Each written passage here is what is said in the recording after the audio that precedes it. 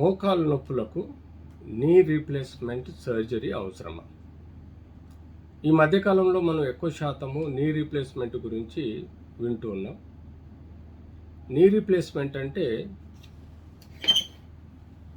అరిగిపోయిన మోకాలును కంప్లీట్ స్ట్రైట్గా కట్ సెక్షన్స్తో తీసుకొని దానిలో ఆర్టిఫిషియల్ జాయింట్ అంటే మనకు టైటానియం కానీ లేకపోతే స్టెయిన్లెస్ స్టీల్ కానీ విత్ పీవీసీ పాలీఇథిలిన్ మెటీరియల్తో తయారు చేయబడి ఒక ఆర్టిఫిషియల్ జాయింట్ను బోన్ సిమెంట్ ద్వారా దీనిలో ఫిక్స్ చేసేదాన్ని, అంటే బోన్ సిమెంట్ ఆ యొక్క ఇంప్లాంట్స్కి పెట్టి ఈ బోన్కి ఒక నార్మల్ అనాటమికల్ కర్వేచర్ని తీసుకొచ్చే ఒక ఇంప్లాంట్స్ని బిగించడము టోటల్ నీ రీప్లేస్మెంట్ అంటాం.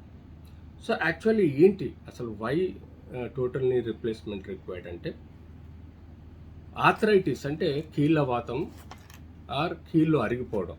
యూజువల్గా మనకు ఒక ఏజ్ దాటిన తర్వాత మోకాళ్ళ మీద మోకాళ్ళ లోపల గుజ్జు అరిగిపోవడం అనేది కామన్గా జరుగుతుంది. ఎలాగైతే ఇంజన్లో బేరింగ్ కొంత సమయం తర్వాత వేర్ అండ్ టేర్ వలన అరిగిపోతుందో, అలాగే ఎముక గుజ్జు కూడా మనకు ఎముకతో పాటు కూడా అరిగిపోయే ఆస్కారం స్టేజ్ 4లో ఉంటుంది. స్టేజ్ 1, 2, 3లో యూజువల్గా ఈ పొరలు కొంత దెబ్బతిండం ఉంటుంది, మోకాల్లో వాపు ఉంటుంది, ఎర్రబడుతుంది. ఇది స్టేజ్ 1 సైనవైటిస్ అంటాము. దాన్ని యూజువల్గా మెడిసిన్స్, బ్రేసు, ప్రాపర్ కేర్ తీసుకుంటే సరిపోతుంది.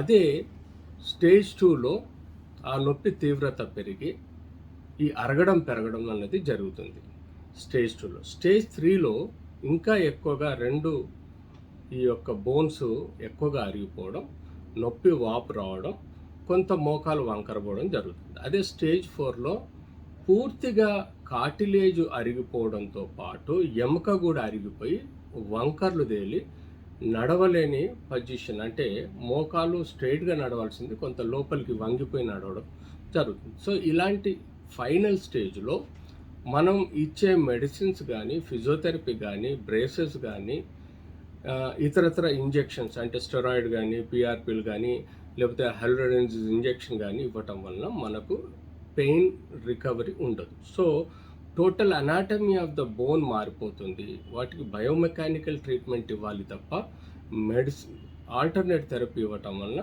ఆ కాలు నడవలేని పరిస్థితిలో ఉన్నప్పుడు కంపల్సరీగా మనం టోటల్ నీ రీప్లేస్మెంట్ అనే సర్జరీ చేయాలి. టోటల్ నీ రీప్లేస్మెంట్ సర్జరీలో మేము యాజ్ ఇట్ ఈస్గా నార్మల్ బోన్ షేప్లో ఉండే ఒక మెటలాన్ ప్లాస్టిక్ ఏదైతే ఫైబర్ ఉంటుందో అది తయారు చేయబడిన ఒక ఇంప్లాంట్ ఇందులో పెట్టడం జరుగుతుంది. సో దాన్ని పాలీఇథిలిన్ మెటీరియల్గా భావించడం జరుగుతుంది. సో మేము యాజ్ యూజువల్గా దానిలో ఈ యొక్క బోన్ కొనలు కట్ చేసి బోన్ సిమెంట్ ద్వారా ఈ ఇంప్లాంట్స్ని కూర్చోబెట్టి నార్మల్ ఇదివరకున్న హైటు, ఇదివరకున్న అనాటమికల్ పొజిషన్ని ఆ ఇంప్లాంట్ ద్వారా అడ్జస్ట్ చేసి ఆ తర్వాత వితిన్ 1 డేలో everything is good, then we make them walk, అంటే నడవడం జరుగుతుంది. సో ఇలా టోటల్ నీ రీప్లేస్మెంట్ అన్నది ఓన్లీ స్టేజ్ 4లో చేయడం జరుగుతుంది. స్టేజ్ 1, 2, 3లో మెడిసిన్స్, ఫిజియోథెరపీ, బ్రేసెస్ ఇస్తాం, ఇంజెక్షన్స్ కూడా ఇస్తాం. స్టేజ్ 4లో మాత్రమే కంప్లీట్గా బయోమెకానికల్గా జాయింట్ మొత్తం చెడిపోయినప్పుడు తప్పనిసరిగా టోటల్ నీ ఆర్థ్రోప్లాస్టీ ఆర్ రీప్లేస్మెంట్ చేయడం జరుగుతుంది.